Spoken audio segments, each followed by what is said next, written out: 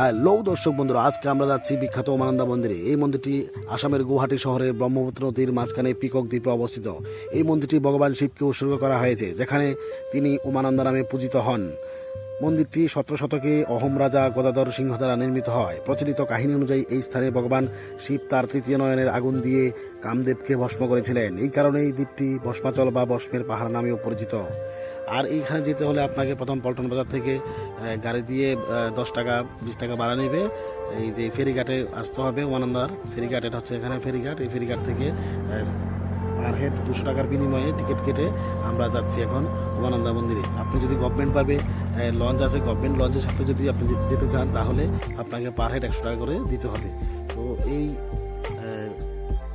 টিকিটের বিনিময়ে আপনাকে ওরা নিয়ে যাবে এবং আবার পুনরায় আপনাকে আগের জায়গাতে নিয়ে যাবে। এটা হচ্ছে সেই পিকক আইল্যান্ড, যার মধ্যে উমানন্দা মন্দিরটি অবস্থিত। তো সম্পূর্ণ ভিডিওটি দেখতে থাকুন।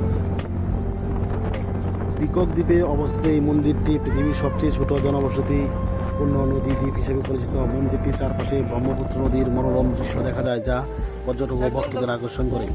উমানন্দা মন্দিরটি একটি গুরুত্বপূর্ণ ধর্মীয় স্থান। বিশেষ করে মহাশিবরাত্রি উৎসবের সময় এখানে অনেক ভক্তদের সমাগম হয়, পূজা অর্চনা করেন এবং আশীর্বাদ প্রার্থনা করেন।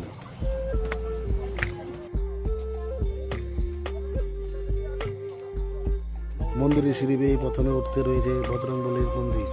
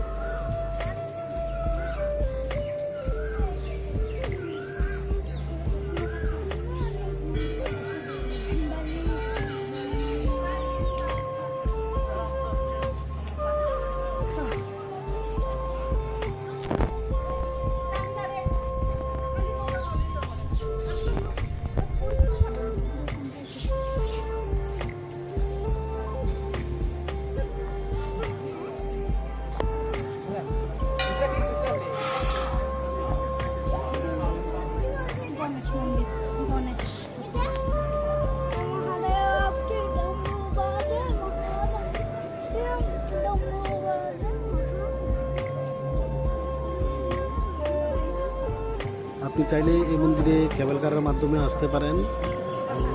কেবল কারও পার হেড 200 টাকা করে টিকিট নেয়। যেখান থেকে কেবল কার শুরু হয়, ওখানে গিয়ে আপনাকে টিকিট কেটে কেবল কারের মাধ্যমে মন্দিরে আসতে পারেন।